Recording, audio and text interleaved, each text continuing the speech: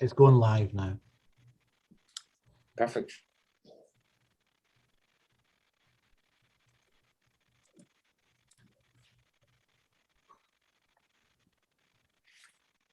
Okay.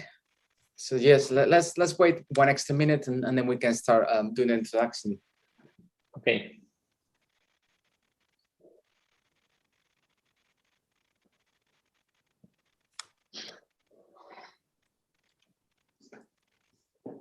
Are you bringing people in, David, or do I need to do that?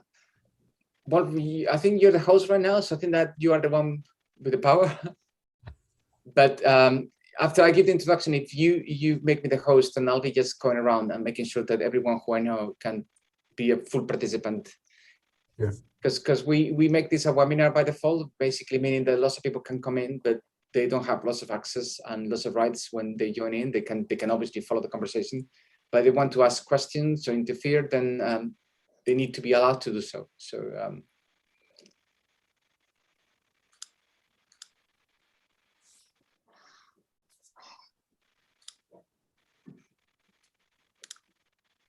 Simon here? All right, I think I'll be introducing the speaker today. It's a privilege to have today with us, but not obviously present, but at least via Zoom, Professor Victor Perez Garcia. Victor is the head of MOLAB, which stands for Mathematical Oncology Laboratory, which is a department, more than a lab, I suppose, full of faculty and groups of people working on different mathematical models of cancer. Victor has a degree and a PhD from the Complutense University Madrid, I assume in maths, and also he's now a full professor, and he's been a full professor for a few years now in applied maths at the University of Castilla-La Mancha in Spain. He is a highly published researcher with over 170 research papers and 5,800 citations, an H-index of 40. He is the editor of Physica-D and also serves on the editorial boards of journals like Cancers, European Radiology, and other journals.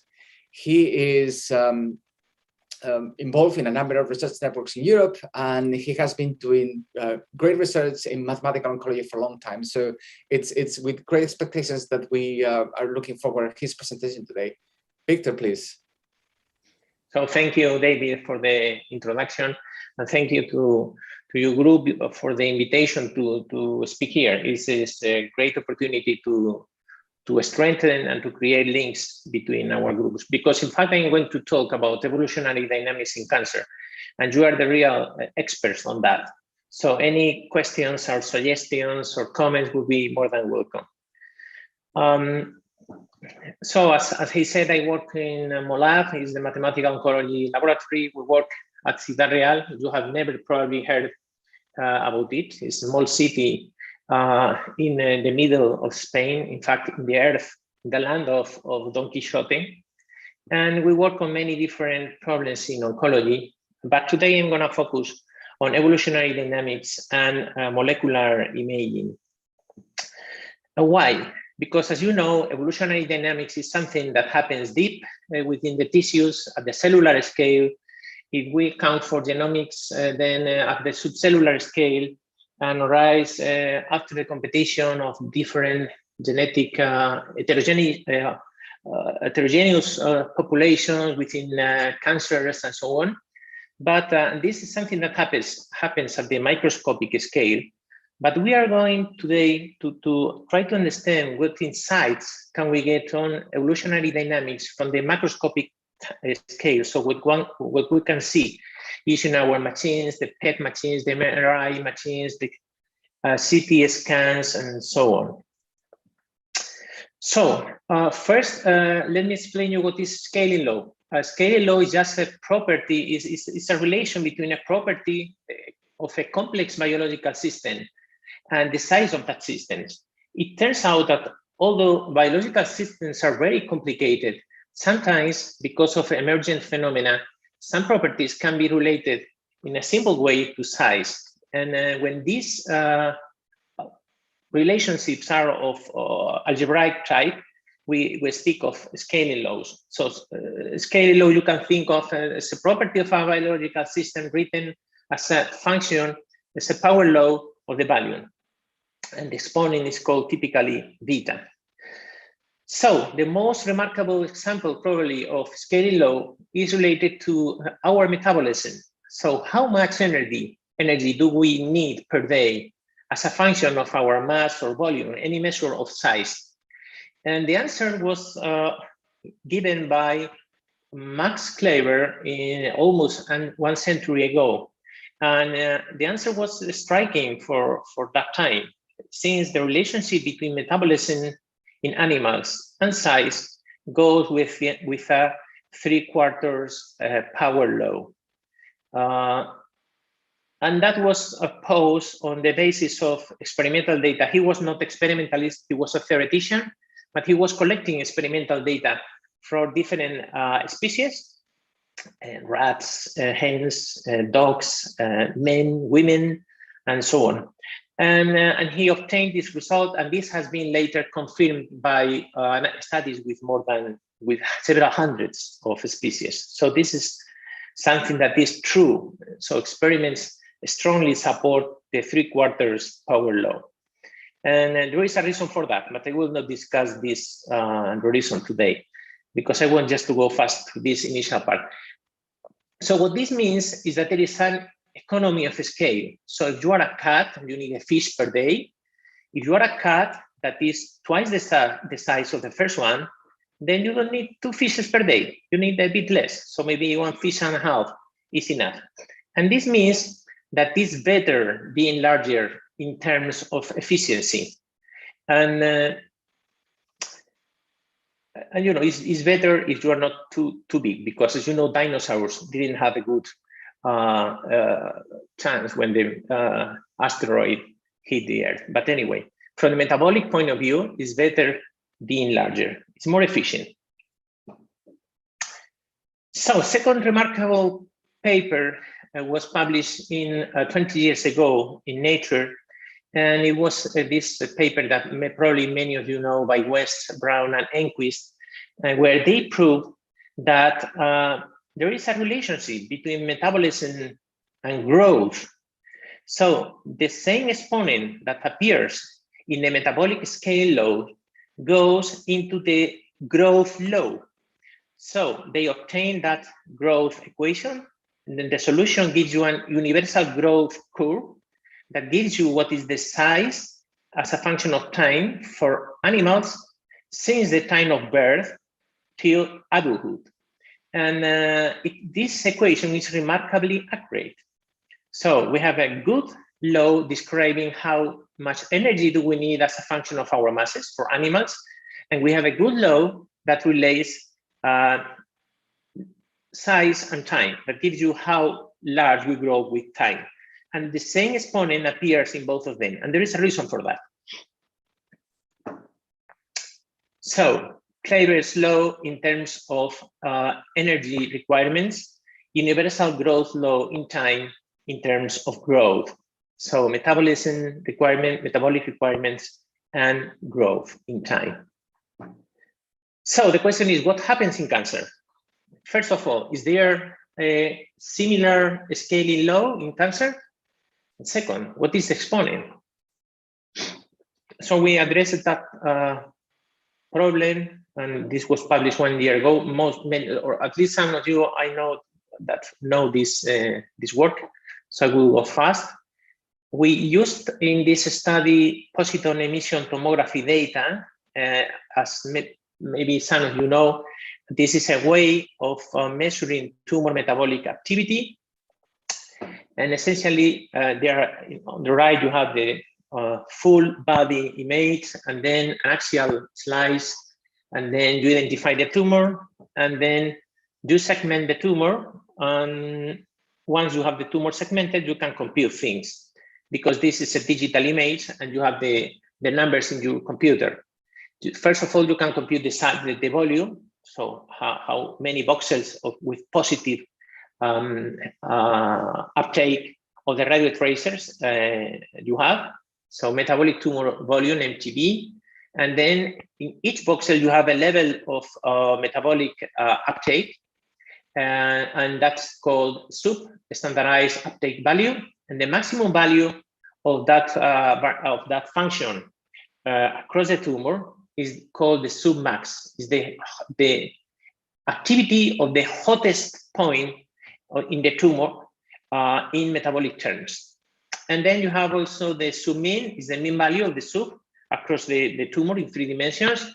And finally, the total lesion activity, that is just summing up all of the metabolic activities of the individual boxes that of the tumor. So metabolic tumor volume, maximum SUP value, mean SUP value, and total lesion activity. These variables are variables that are typically used by nuclear medicine doctors. Can I ask, Victor, Okay, sorry, yeah, sure. Is that PET imaging? Yes. And Yes. so the SUV can be different across patients, right? Do you do some sort of normalization or? Yes, SUP itself has some normalization. So this is why it is called standardized. So it's a complicated formula where you have to take into account the amount of radiotracer that you have injected, the decay time of the radiotracer, some parameters of the machine. So it intends to be some kind of standardized. But even when that standardization, it is not really a standard. So it means that it's difficult sometimes to compare different machines. And this is a bit of mess when medical doctors try to compare studies done in different hospitals. In our case, all of our data were obtained with the same machine, just to avoid that problem, except for some data that were for a different pathology, a different tumor type. So they was analyzed independently. But you cannot, in principle, mix in the same plot. You cannot mix data coming from one hospital and from other hospital having a different machine, even when you use SUP. So this is standardization problem. Okay, thanks. Okay, so here it is the plots of logarithm of activity, total lesion activity, so total metabolism, versus the tumor size. And what you can see there is that for different histologies, so breast cancer, this is locally advanced breast cancer, head and neck cancers, non-small cell lung cancer, and rectal cancers. For all of them, you get exponents that are larger than 1. And this is a bit strange because one would expect exponents smaller than 1 or at most to be 1. And then because this is fluorodeoxyglucose, so this is metabolic requirements, but glucose is used for different things. One is just for a living, to keep standard cellular functions. The second one, the second use of glucose is for biosynthesis. So it's used for proliferation. And in fact, in tumors, glucose is mostly used for proliferation. So we got data for other 2 tumor types, but then design using markers of proliferation, not markers of metabolism, but markers also using PET, but markers of proliferation, fluorocholine and fluorotrinidine. And in both cases, we got also super linear exponents. So altogether, this evidence shows that what is increasing with size is the tumor proliferation rate. So larger tumors proliferate faster than smaller tumors. And then about the exponent, if we put together the 6 data sets, what you get is that they cluster nicely around 5/4. Of course, if you're a mathematician, you automatically see the 5/4. If not, you see just 1.25. But you know, rational numbers are beautiful, aren't they? So, but this has a somehow weird implication for growth, because if you just put this exponent inside the growth law for tumors, you get a finite time blow up. This is a bit striking, but this is what you get. And automatically the question you ask yourself is this real or not? So we got longitudinal data sets, small groups, so few patients per group, for which we could find data of the growth of untreated malignant tumors. This is not simple. But in all cases, beta was found to be larger than 1. So somehow we were convinced that there was a kind of match between what we were seeing in metabolism and the time dynamics. The question is, why is beta larger than 1? Because there should be a reason for that. Essentially, what this means, because this is just experimental data up to now, what this means is that tumors grow faster as they grow larger. And so proliferation rate is continuously increasing, or at least increasing in a discrete way, but anyway, increasing. And this is the most straightforward explanation, is that this could be a result of evolutionary dynamics down there within the tumor. So to try to understand that in a very simple way, we got the Fischer-Commodore equation. I guess all of you know very well this equation. Probably many of you use this equation for your models and so on. And just added did a slight modification of this equation. So you can just build a new model that we call the Evo, for evolutionary, the Evo FK equation, and try to put evolution in the simplest way in here. And what we did was just to assume that since mutations will happen mostly as the cell proliferate, so there is a probability that cell division gives you a new cell with a mutation. So the number of new cells is proportional to the number of cells in the system. And essentially you have a kind of rho 1 is a mutation or evolutionary parameter times the number of cells in the system that will influence the proliferation rate. So it's kind of toy model that incorporates evolution in a simple way.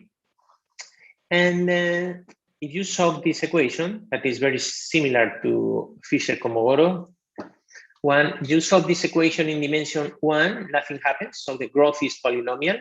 So similar to Fischer-Commodore, that is proportional to time, essentially the growth of the diameter. In 2 dimensions, you get exponential growth that is faster than Fischer-Commodore, that is still proportional to time, so grows linearly with time.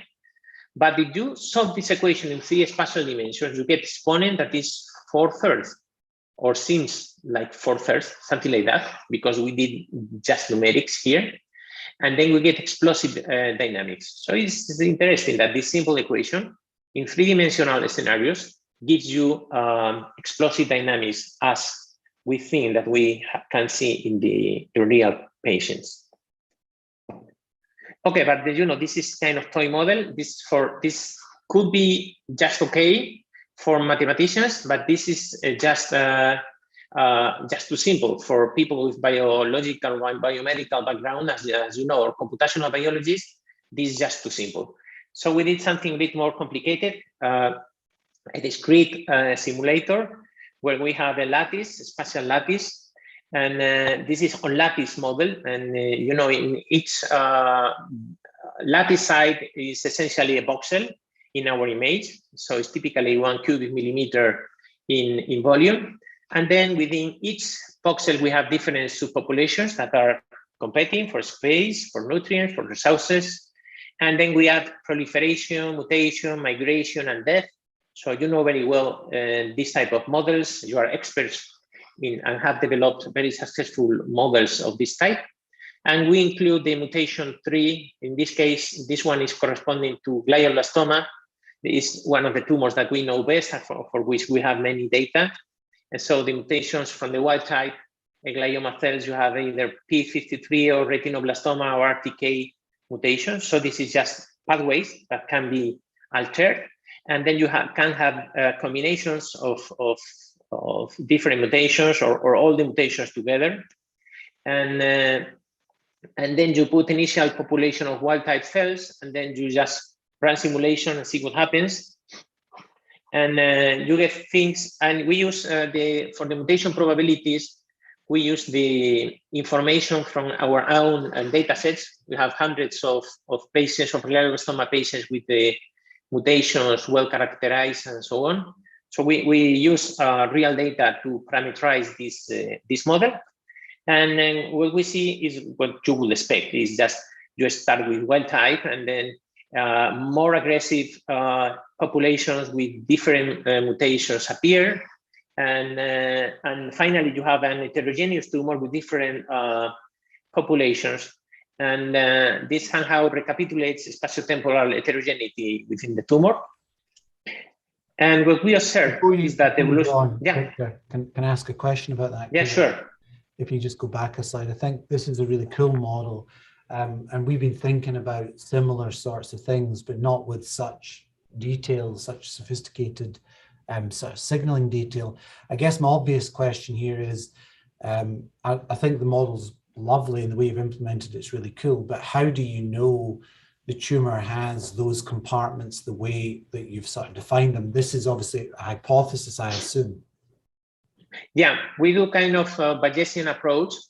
We run simulations of the tumors, starting with different with the same initial guess. We run different simulations of the tumor with different parameters, and we since this is stochastic, we get different outcomes. And what we impose is that the outcome, the distribution of tumors, has to match our own distribution of tumors. So somehow we choose the region of parameters that give us a collection of tumors that resembles what it is more or less observed in the real world. It's more like the variance that you see in reality is sort of captured with the model. It's not for any one patient, but across many. Yes, that's right. Okay, that makes some sense. And another question, because we've been wrestling with this ourselves. Did you ever have any issues with migration versus proliferation rates, and the fact that you sort of potentially have numerical issues as you get very sort of fast division rates versus slower migration rates, and vice versa?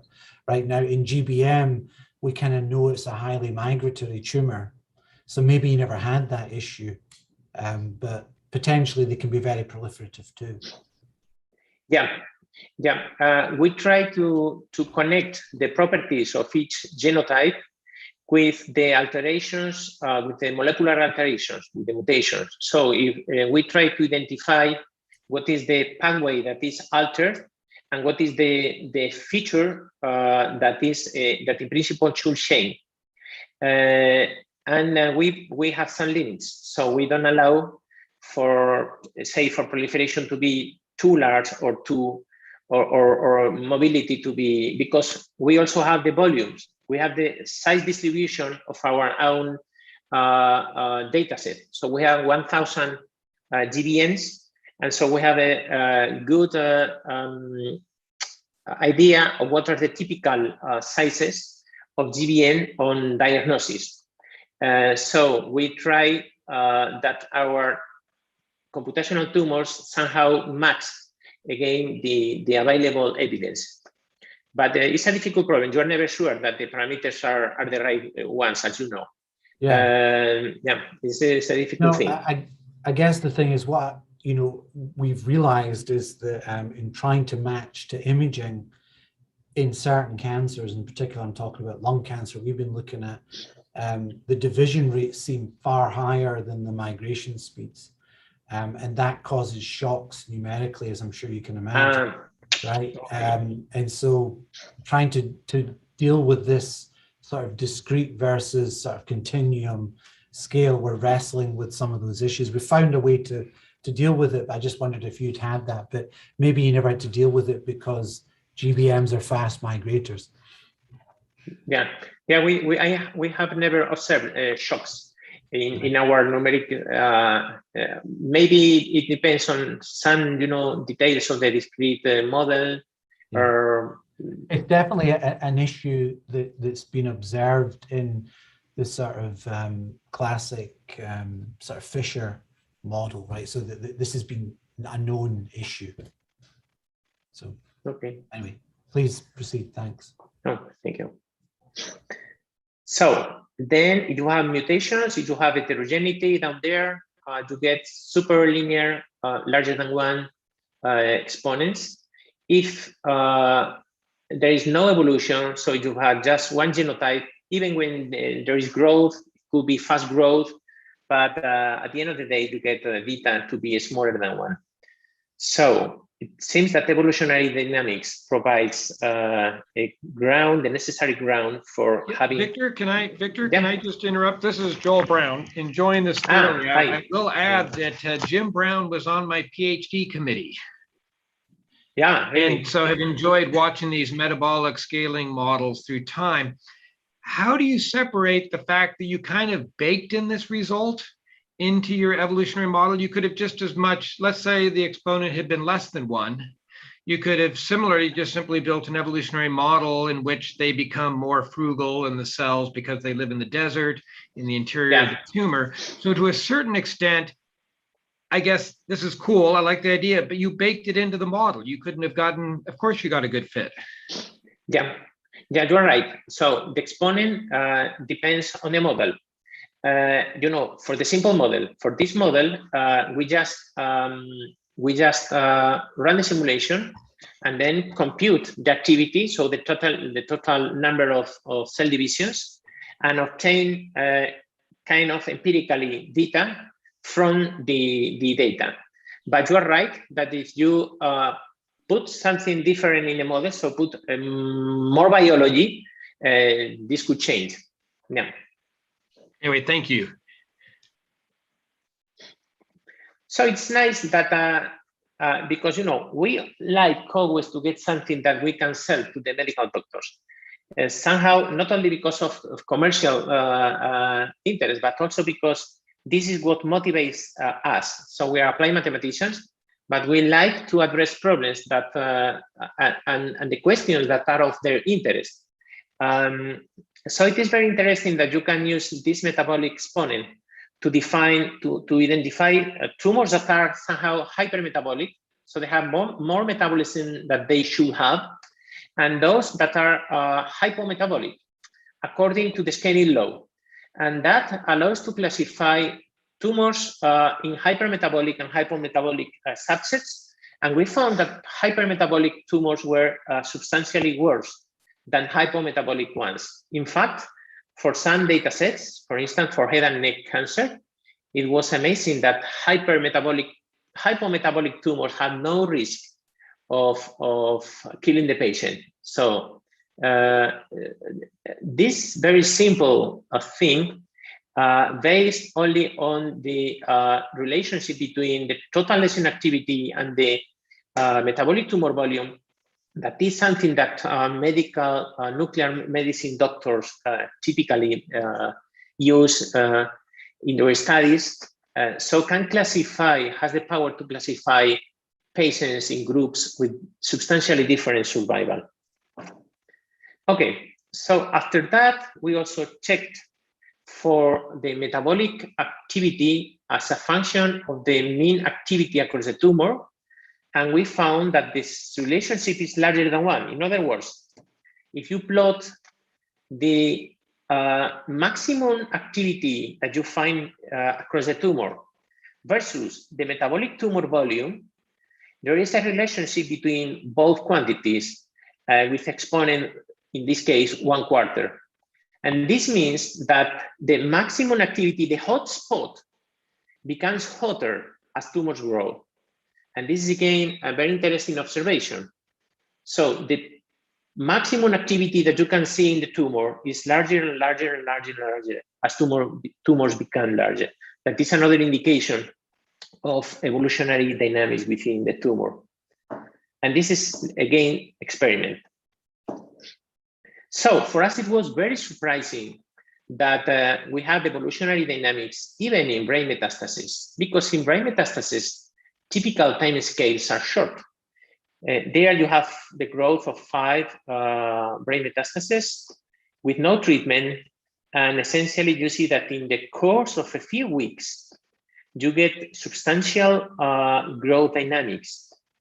And the question is it possible to have evolutionary dynamics in the course of weeks or a few months? Is it possible to have mutations and consolidation of the mutations and competition between different subpopulations? So we wanted to analyze brain metastasis in more detail. And we designed this MedMath clinical study. We included 355, it was a retrospective study, 355 patients. We identified 1,000 brain metastases. We have the longitudinal imaging, in this case is MRI in 3D data.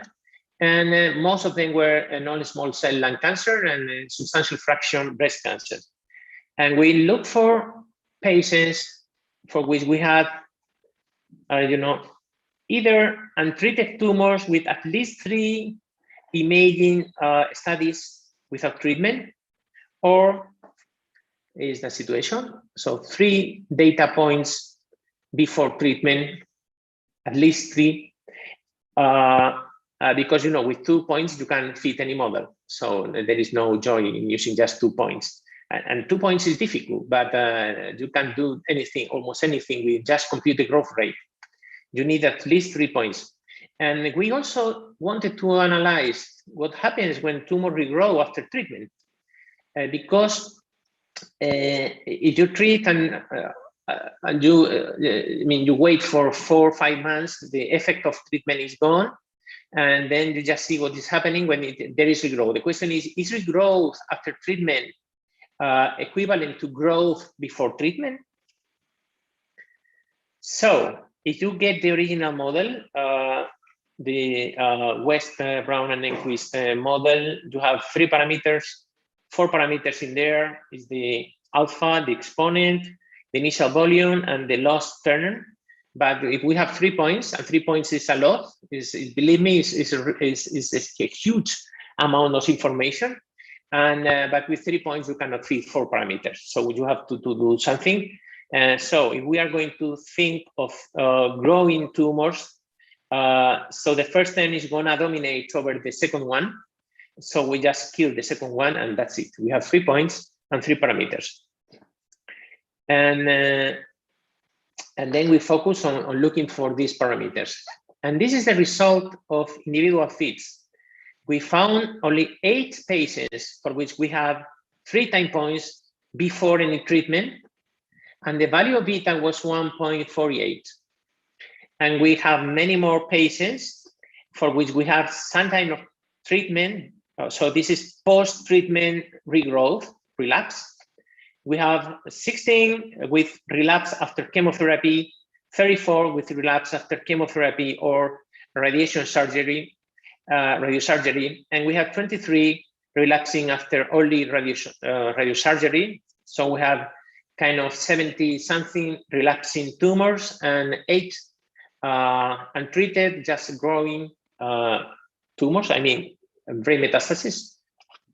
And you see that the growth is substantially slower, and by slow, I do not mean the growth rate. The growth rate can be very large, so they can grow a lot.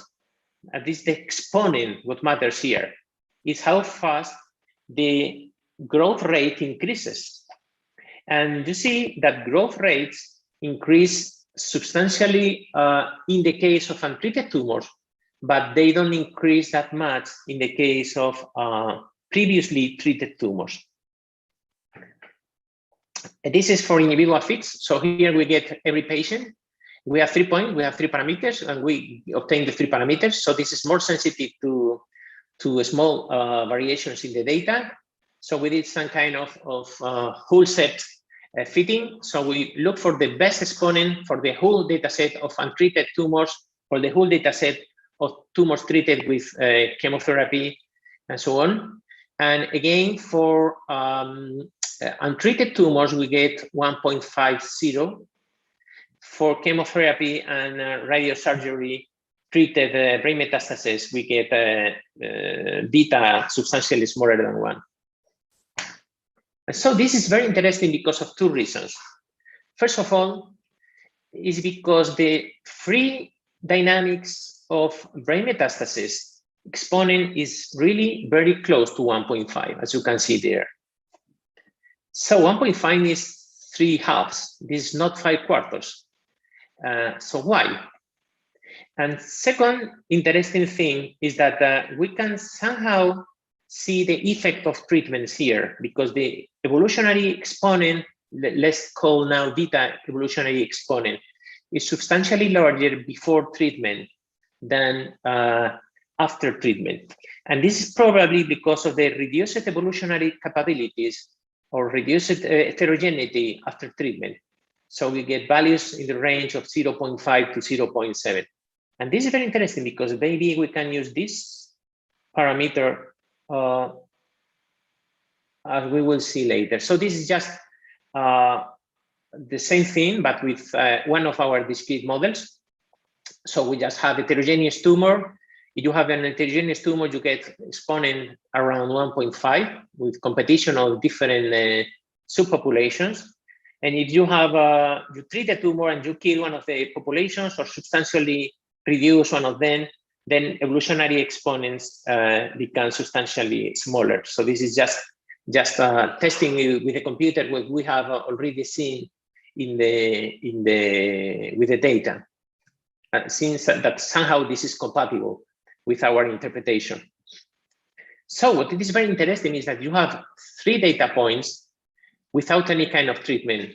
You can compute the growth exponent, and somehow this is a surrogate of the tumor evolutionary potential, and could be even useful to guide the second strike strategy. I know several people in the audience have done very interesting, very nice works on these first strike, second strike strategies in cancer.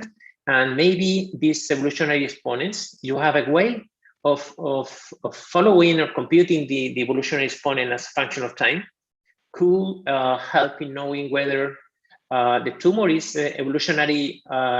You can extinct somehow the tumor, or its evolutionary potential may be just too high, and treatment is unlikely to have a substantial effect on it. And it is interesting that you can do this only with data coming from the macroscopic, from any macroscopic metric of what is the tumor size. So just 3 images, and you may have an idea of its evolutionary status. By the way, there is a very interesting byproduct of this research, and it is it relates to what is called radiation necrosis. Radiation necrosis is a side effect of radiation therapy. That is the standard thing when treating brain metastasis. And what happens is that after some time, typically 6 months or 9 months or 1 year or so, tumor starts growing, regrowing. And the problem is that sometimes this is just tumor regrowth, and sometimes this is just an inflammatory reaction. And there is no way to distinguish between both conditions from images. So this is the probably most difficult question for the radiologist. And they come to him and say, okay, what is this? And it is impossible for him right now to say this is just radiation necrosis. So this is just inflammatory reaction. So don't worry, just wait, and it will decrease as it happens in this picture.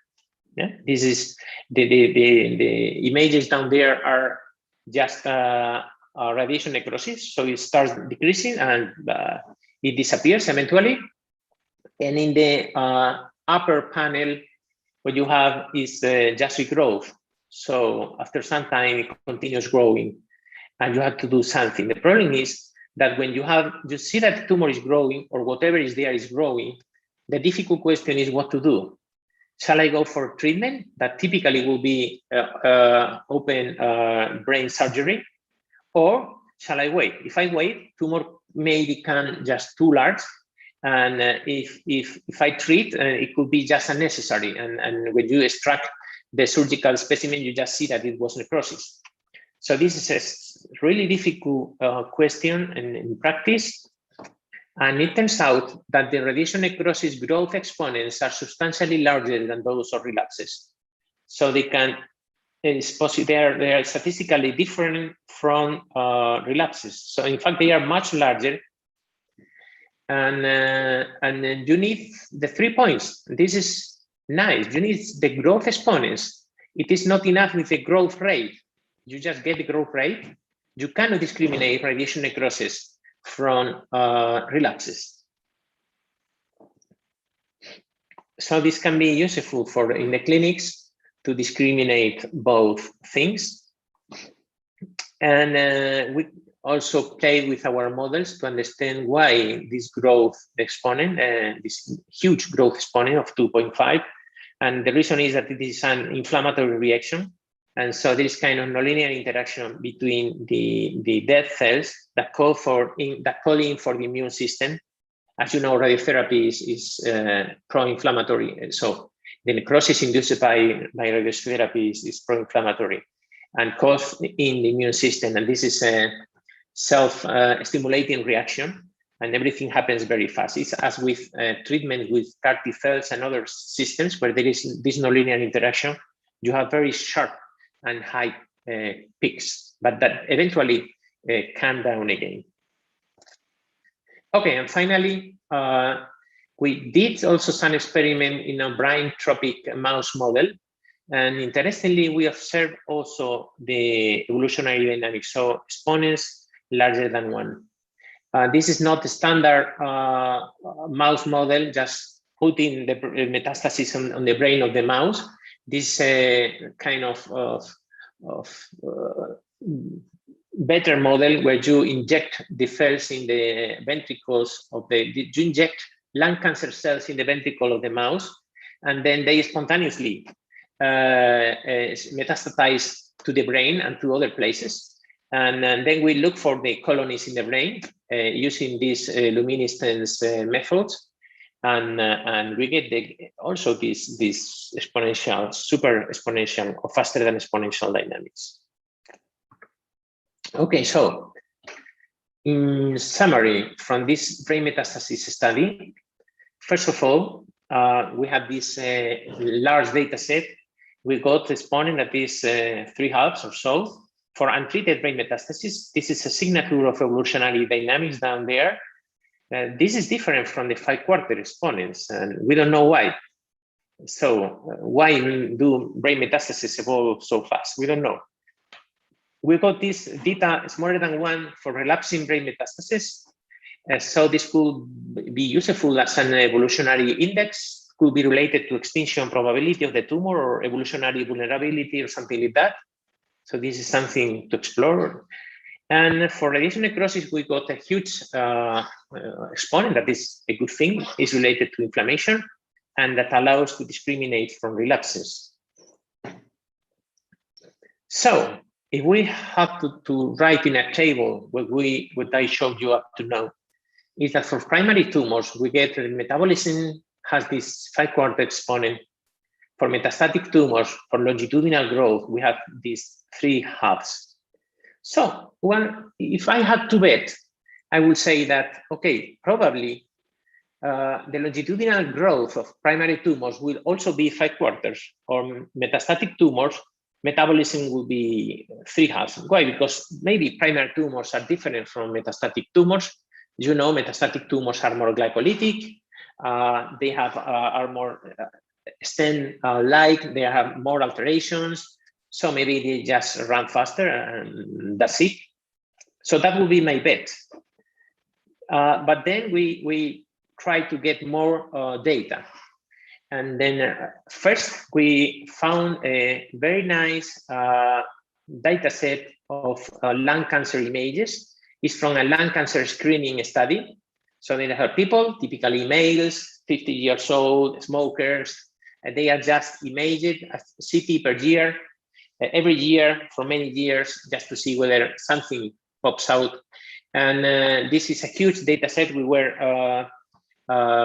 looking for data that could be useful for us, and we were happy to find maybe 70 patients or so. And we also wanted to study the metabolism of metastatic tumors. So we were collaborating with our nuclear medicine medical doctors in the design the misery study, this study to get 50 pretreatment PETs of brain metastasis, but results will be available only by 2024 because now is going for approval of the institutional review boards, and then maybe 15 patients per year or 20 patients per year or so. So you have to wait. But for lung cancer data were already available, and we compute the exponents. And as you can see, again, we got the 3 halves. By the way, that's a really sharp peak. It's the kind of peaks that you have, for instance, in particle physics, when there is a particle somewhere, you get these sharp peaks that signal that there is something in this magic rational number that doesn't happen in, say, 1.6, that is a not so nice rational number. So 3 halves. So I was not right. And so it looks like longitudinal growth dynamics in tumors is more kind of 3 halves, and metabolism is kind of 5/4. And we don't know why. Because in principle, following the classical approach, one would expect similar exponents, but maybe there is a reason for that. So this is, I'm sure that the explanation for this is a good paper. So I think this is a good problem for young people in the audience and everywhere to try to explain this, and they will have a good prize, I guess. Okay, so okay. So the next thing we wanted to address is where, spatially speaking, does tumor evolution happen? Because there is some feeling, and there are some papers even published in biological journals that think that maybe evolution happens near the tumor center, because it's the place where the cells have been there around for a longer time, so they can accumulate more mutations. So there are a few papers that guess that maybe the tumor center is the place where you have more mutations and where evolution happens. We wanted to see in our images, we have some indication of what was going on. Because simulations point out different things. Simulations point out to the boundary as the place where evolution can happen. And that's reasonable because the center is full of cells and there is no place in there to progress. And in fact, if you are in a city and you want to build a big building, either you have a huge amount and possibly huge amount of money to build a property in the center and build there a house, or otherwise you go just to the suburbs because it's cheaper and easier and there is less competition for space and everything. So in the tumor is something similar. The place to grow and to develop more aggressive phenotypes or genotypes is the boundary. At least that is what our models say. And I think probably other people have found this because this is quite reasonable. So we define a matrix that is the distance from the tumor centroid to the metabolic hotspot, to the place where the proliferation is the fastest. And this is HOC, metabolic hotspot to centroid, and NHOC is the normalized variable. So if you are right in the boundary, the NHOC is just 1. And if you are in the center, then NHOC is 0. And in between, you are anywhere in between, in the middle of the tumor. So when you do simulations, what you see is that the metabolic hotspot drifts towards the boundaries. So initially, it starts close to the center, the tumor grows, but eventually the tumor saturates its growth in the middle, and then the metabolic hotspot moves towards the boundary. And the same happens with NHOC. So initially it lies close to the tumor center, and then it moves towards the boundary. It is the only place where the tumor can really progress. So this is quite reasonable. And then since the mathematical model was suggesting that evolution will happen in the boundary, we were trying to test the idea in our data set. Again, we go to the images, we identify the metabolic hotspot, we look for the tumor centroid, and we just compute the distance. And when you relate the distance to the center with the survival, what we found is that tumors with metabolic activity, with hotspots close to the center, so that will be expected to be evolutionary in the first stages of their development, were substantially better in terms of survival than tumors with metabolic hotspots close to the tumor boundary. So the location of the metabolic hotspot was an indication of the intrinsic evolutionary status of the tumor, and was giving an idea what was going to happen with the patient. And in fact, again, this is very powerful, and this matrix is not correlated with the previous one. So this provides additional information on the tumor malignancy. And in fact, this outperforms all classical clinical and nuclear medicine variables. For in this example, in this case, for breast data set and lung data set, this was already published, and this is new data on head and neck cancer and gliomas. And this was published in PNAS, January this year. Okay, so altogether, the data on metabolic activity say that metabolism scale is powered 5/4 with tumor size. Most aggressive populations, subpopulation, the hotspots, arise in the boundary. The maximum local activity, so how hot the hotspot is, grows with the tumor size, with power 1/4. And the longitudinal dynamics, what we see, at least in our brain metastasis and lung metastasis, primary lung cancer data sets, is exponent 3 hogs. And it is very interesting that each of these facts leads to a different family of biomarkers, of imaging biomarkers, that has a prognostic value. So this is really a lot of information on evolutionary dynamics, in my opinion, that you can obtain from macroscopic scale. And this was limited to the data set that were available to us. So I really think that there is a lot of information and many things that we can do with the many data sets available, with the data that many medical doctors already have, radiologists or nuclear medicine physicians and so on. So if I have time, I don't know if you prefer discussion or I cover a different topic that is more speculative, so less data and more just concepts. So it depends on you. How many slides do you have? Maybe 10 more or so. I think I'm happy to see more of these new ideas. I mean, I'm sure we've had time for discussion anyway. Okay, good.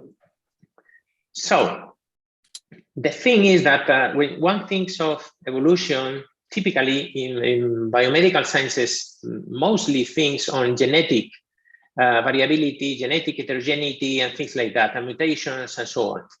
There are an accumulating number of evidences pointing to the role of phenotype. And I know you have done very interesting mathematical works on the role of phenotypes and how the environment helps in shaping the phenotypes and selecting different phenotypes and so on. But there are really nice recent results published in top biomedical journals pointing out that their phenotype is more, and epigenetics plays a substantial role that is more relevant than was previously thought. And this is an example. I strongly recommend this paper. It's still not published, but there is a preprint available on how epigenetic events can drive Darwinian selection through chromatin alterations that are stable and heritable. So But let me just, I really like this mechanism I'm going to tell you about, because it's very simple. You know, I have the soul. I was educated as a theoretical physicist, and then I became an applied mathematician. And this is why I have the soul of a physicist. And I really like simple models.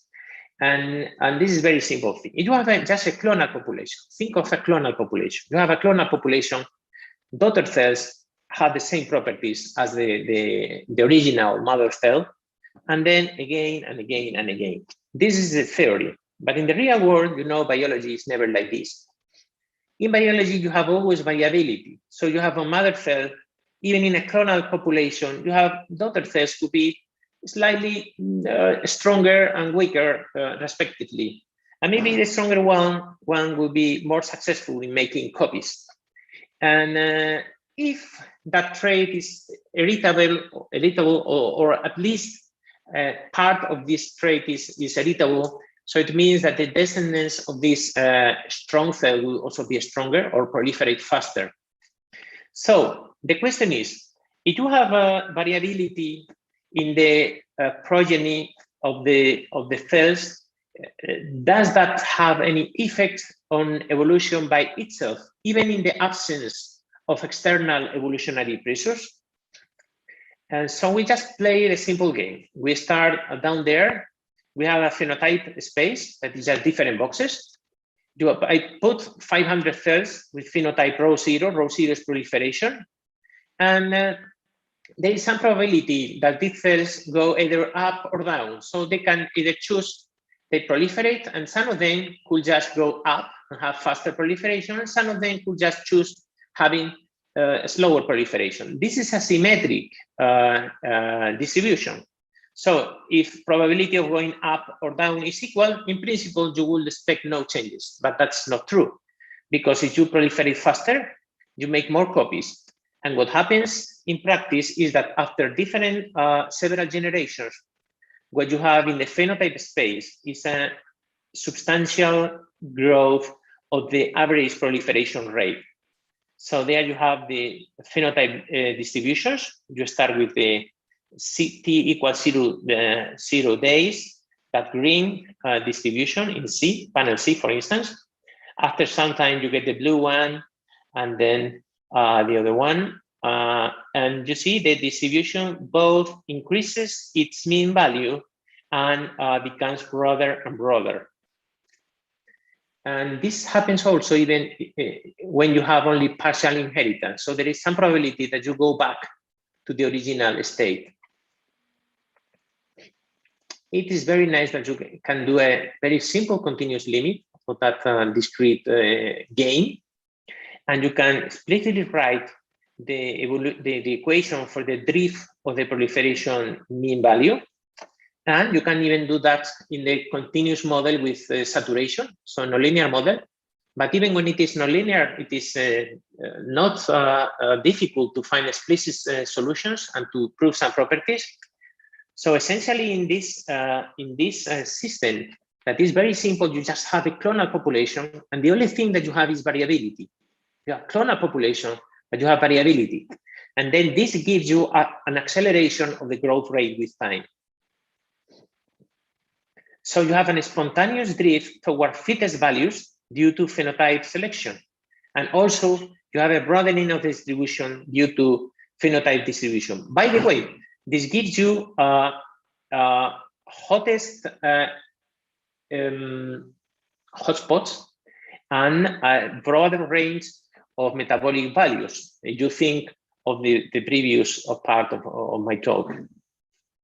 So, could stochastic fluctuation of proliferation act as an evolutionary mechanism?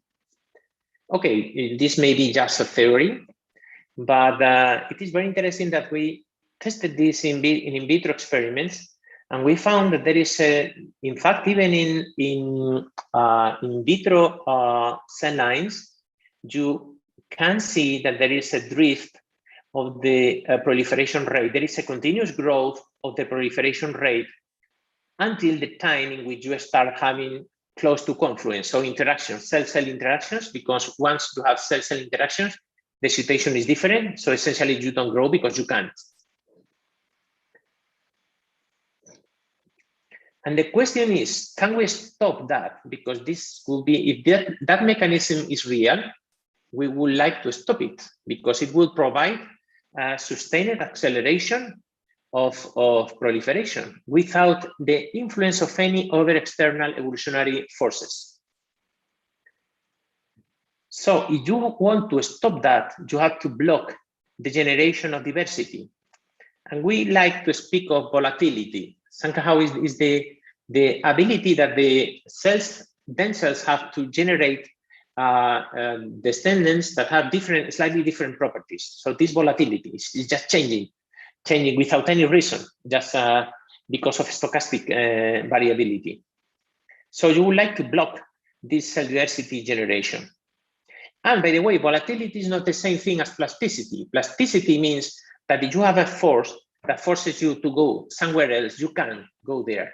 So plasticity is more related to the effect of environment, and volatility is something that the cells generate by themselves. And in fact, we know that they are volatile. You sit cells in a plate, some of these then grow faster, others grow slower, and others don't grow at all. This is known. So the cells have stochastic mechanisms that just trigger in a different way in different cells, even in clonal cancer cell populations. So we just play with this extended model.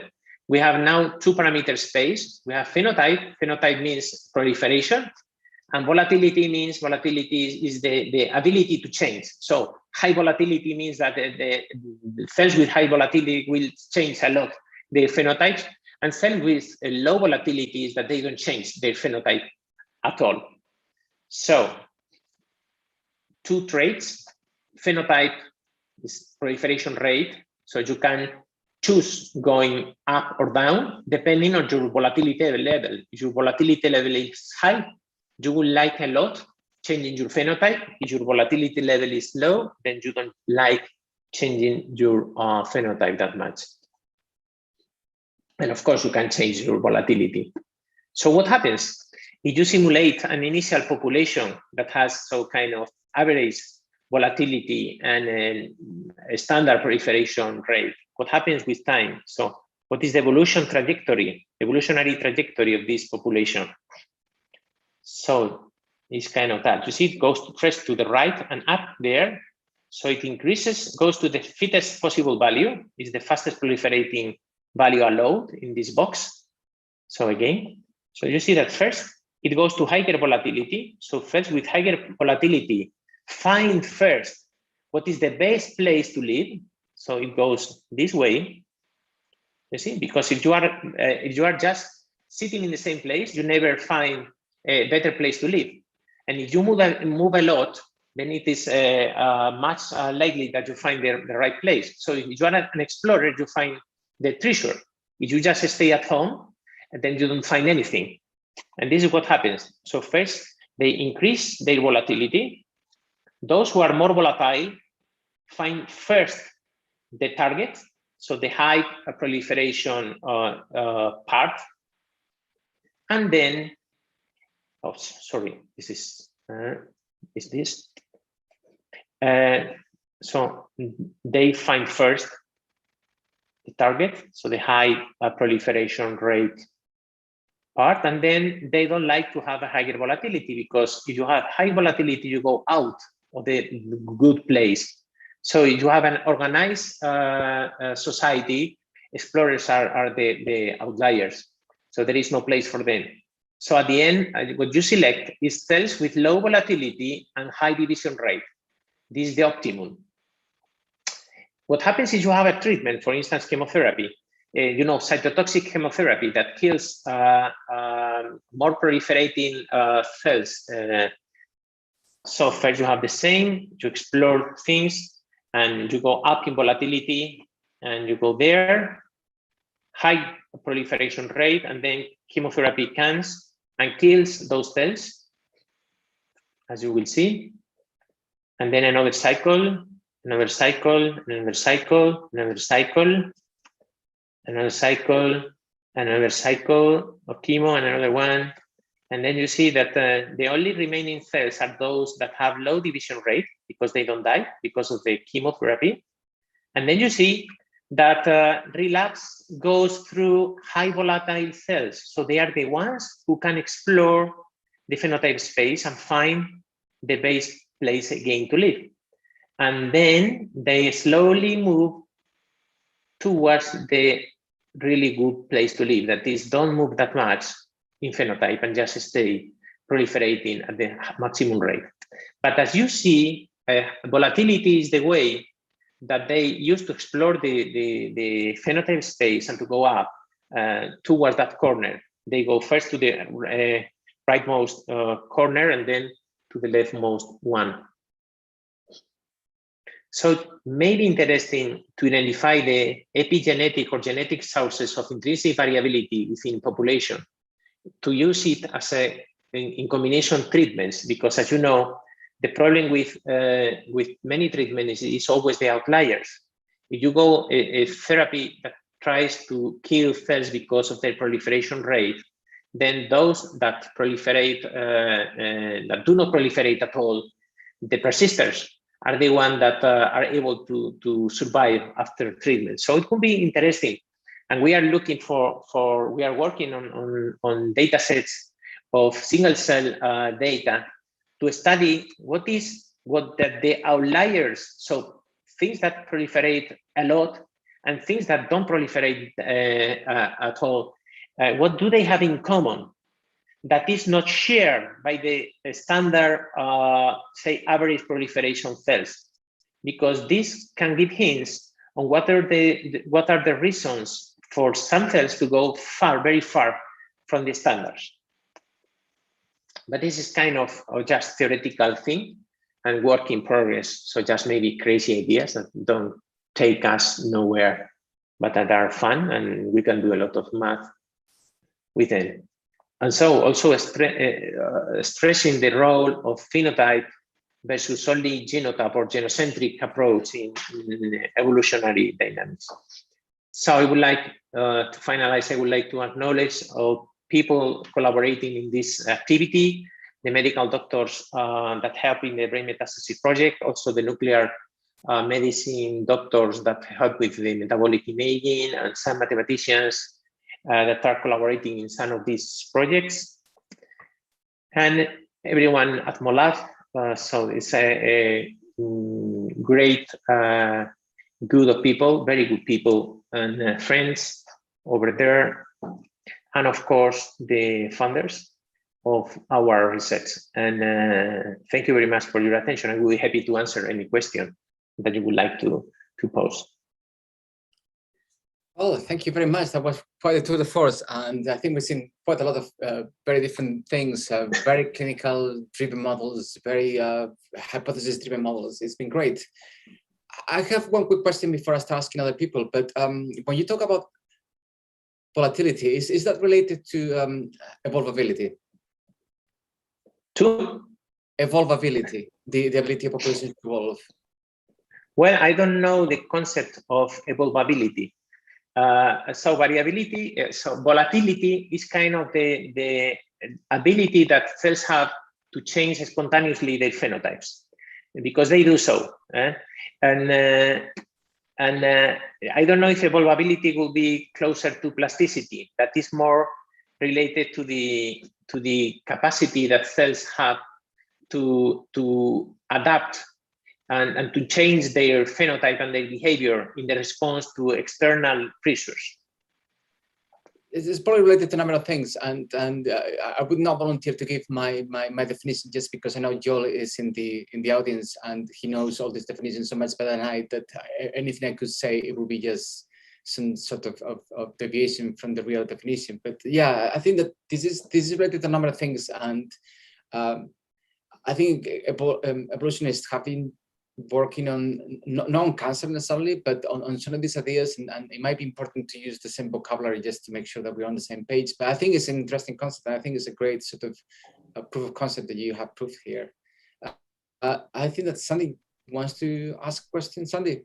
Yeah. I mean, because there's many questions, but I'll let others ask. But I just want to follow up on that specific point, because the little bit at the end, what sort of intrigues me about that is that, I think about a kind of phenotypic trait having some sort of reaction norm, and there's a kind of range of behavior that it can achieve, right? And the cell's in some sense free to move throughout that reaction norm. And so is this kind of, this, whatever what do you call it? Not evolvability, it's blank. Volatility. Volatility is kind of like it's exploring its reaction norm, right? It's kind of feeling out, but you're doing it in a kind of unbiased way. Like it's almost like it's always spreading out to sort of encapsulate its reaction norm, and then exploiting that when it finds an opportunity, right? Whether it's driven by a specific niche or a treatment or whatever. And so an obvious question then that emerges from that is, how do you choose the bounds of your volatility? The bounds? The bounds, the bounds, yeah. Good question, yeah. We think that probably volatility should be related to some kind of fitness. So it probably consumes energy to be nervous all the time and exploring all the time. So probably there should be some restrictions because of the amount of energy that the cells would like to spend in exploring things. So it maybe will not go that far, but at the end of the day, this is something that is evolutionary advantageous, because if you have a population and everyone wants just to be public servant, then there is no industry, no. So what this, and you have in an ecosystem, when you have large things like dinosaurs and you have small mammals and things like that, you have a strong evolutionary pressure. And it is the fact that there is spreading of behaviors, the one that allows you to survive. So in some sense, this intrinsic variability, trying to generate things that are different, even in the absence of pressures, is what allows you to survive in difficult situations. Yeah. No, I think it's kind of interesting, and there's obviously other ways of sort of surviving shocks like that. I'm sure you've heard of bet hedging and those sorts of ideas, right? Sort of spontaneous or persisters, sort of ways to escape sort of shock events. But it's kind of an intriguing idea. But I'll let others ask me questions because I have some follow-ups, but I'll see what others want to ask first. Yeah, if anyone wants to come in now and ask questions, otherwise I think that Vincent and I could sort of continue asking questions for the next 20 minutes. I can just jump in again. I'm going to move back. Lots and lots of thoughts on this kind of evolvability, volatility. I think it is.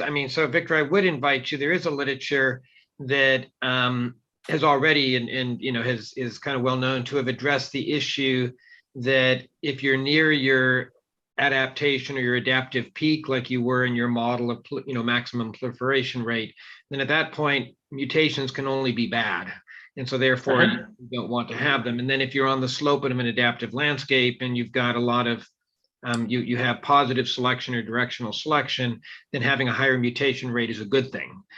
So that aspect, I think, is probably well documented. I think what you showed us was just a very nice additional modeling exemplar of kind of a well-known principle. But getting back to your beta, and I guess I'd like to explore you calling it any evolution, any evolution term, or referring to it as evolution. And I guess I would invite you or just get you to comment is, what you're measuring there is kind of the ecological energetics of the tumor. So that would be like going to the Amazon rainforest and measuring sort of the overall, you could get the LiDAR from the satellite, and you would see exactly the same pattern as the Amazon as you see reforestation. So if you see reforestation for an area that the Amazon has been cut, you'd have a beta greater than 1. But it's not because the trees are evolving. It's not because anything's happening. It's just that as the forest regrows, the ecological energetics creates a more denser packing of trees. The trees have a more efficient utilization of resources, more of the available sunlight is being captured. And so there's a lot of ecological models that suggest that the density of a species is always highest in the core of its habitat and then declines as you go to the edges. Why would that not be an equally good explanation for your beta? Of course, we were very interested on, and in fact, we were discussing with several evolutionary biologists and ecologists and so on, in trying to find some explanation for some of the things we observed. But in this case, what we observe is just in addition to this super linear exponent in metabolism and so on, we are observing directly an increase of the proliferation rate, because we are not only analyzing the radiotracers for metabolism, so glucose, but also radiotracers for proliferation. So it seems that there is a real increase in proliferation. So right, these hotspots. Except Victor, you were using proliferation markers, and Stan, who's will be able to tell you, is what you really want to measure is cell turnover. So what you don't have is the actual death and birth of cells. All you do is have a marker that suggests that the cells could be proliferative. And so, well, it's choline is a marker of membrane synthesis, for instance. And so it's generation of new cells. So it's the only way you can get positive value in that F choline, for instance. Right. And then I would invite you on an experiment. So if your theory is correct, that is, with this kind of hyper geometric kind of growth, having the scaling factor greater than 1 is indicative of more rapid evolution, then what you're presumably saying is that as the tumor gets larger, if I was to go in and extract some of the cells and create a culture of those cells would proliferate faster and use up goodie more than they did 3 weeks before. Yeah, but Joel, it's very important that you pick the cells from the right place, because the problem with those papers I told you about, that they think that the center of the tumor maybe is more has more mutations, as is evolutionary more advanced and so on. The problem is that the probability of randomly picking, getting a biopsy and getting the hotspot is very small. So if you get the cells from the hotspot, they will certainly grow faster than otherwise. There is a probability that you just pick cells in the wrong place. Yeah, but you're saying the entire tumor has this phenomenon. Now you're telling me that this phenomenon is localized to a small fraction of the tumor that I'm likely to miss. Is there a bit of a contradiction? In the average, you get higher activity. So in the mean, but the peak becomes hotter than the average. So everything gets faster. But if you want to be sure that you have really very fast proliferation, you have better that you are close to the hotspot. Well, that's a good point. Thanks very much. I had a related question actually to the hotspots. I was curious, the observation that more aggressive subpopulations arise at the boundary. I was curious what thoughts you had on what causes this. Is it just that the cell density is lower there and they have more metabolism? Or is there something else to it as well? And do you think it varies across different tumor types? Oh, no, I think it's just because it's very difficult to progress in the center of the tumor. So there is no space. There is just, you have kind of logistic, you think in terms of Fischer Commodore, you have logistic growth and it's almost full. There, the probability that you have a mutation there, that you get something and then you have room for that to grow is really very difficult. So the place where you can mutate and have a different genotype and have a space for that genotype to consolidate and is the boundary. Mm-hmm. Okay, so I guess then if we're talking about tumors that grow less densely, this phenomenon might be less expressed. Yeah. For instance, in low-grade gliomas, then they are really very low density. So there are few cells per field.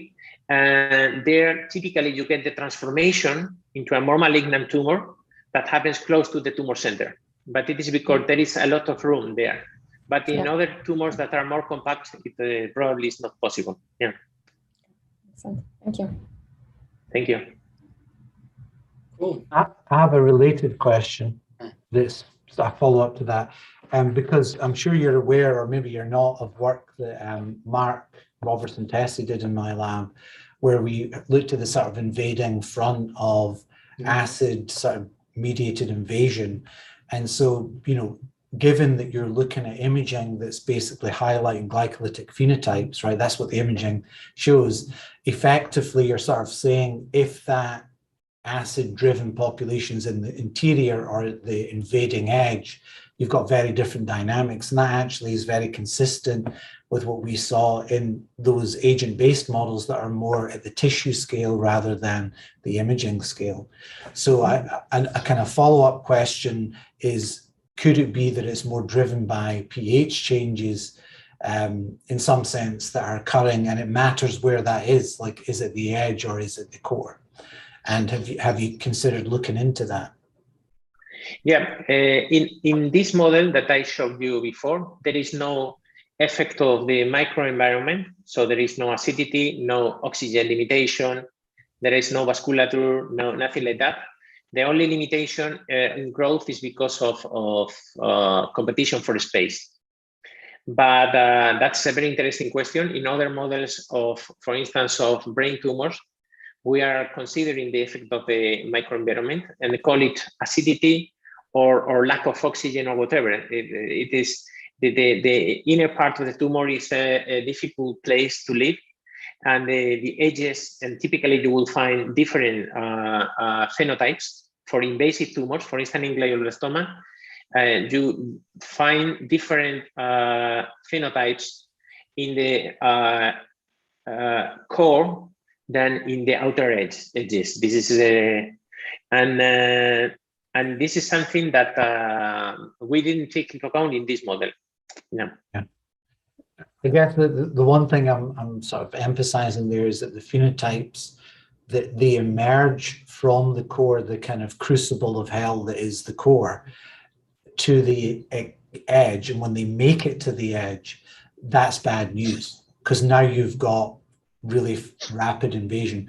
So if you see them in the interior, or if you see this difference between edge and core, maybe that's good news, because in some sense they're still trapped in there, right? And they've not made it out yet. So no, I see. Yeah. Interesting. Sorry, David, I think you were about to ask something. I didn't mean to cut you off. No, I was just going to ask whether anyone has more questions. I mean, we obviously had a very interesting and useful conversation so far. I did have one other comment on the volatility, because the kind of experimental piece of that that you were using as a sort of motivation or justification makes me think about, David, the work that we've done and thought hard about in terms of homeostasis. And so obviously in a tissue where all the architecture of that tissue is intact and constraining and being maintained and homeostatic, that's potentially directly suppressing any kind of volatility or evolvability, right? It's basically locking you in a kind of evolutionary fixed state. But of course, that's where the tumors break free of that. And so looking at this behavior of tumor cells in a dish, maybe isn't too surprising that you're going to see some sort of, you know, wobble there in terms of their state, right? Yeah, this is a good thing, because we were surprised. We weren't expecting this to be observable in vitro, because you know, in the course of, let's say, a few days, that is the time that you can keep things in vitro and active, and so it was a 1-week experiment. So we were not expecting to see anything, and but we did, and so it means it gives us a too large evolutionary potential. So if you extrapolate that volatility to in vivo over the course of weeks or months, it would be just too much. So if this is a mechanism that is active and is reasonable to think, there should be something suppressing it, as you mentioned, because otherwise there will be just too much evolution. Yeah. Great. Very cool. Victor, thank you very much for great presentation and a very thought-provoking sort of conversation. You are welcome. Thank you for the suggestions, everyone. Yes. Comments. Good luck. Good seeing you. Bye. Bye.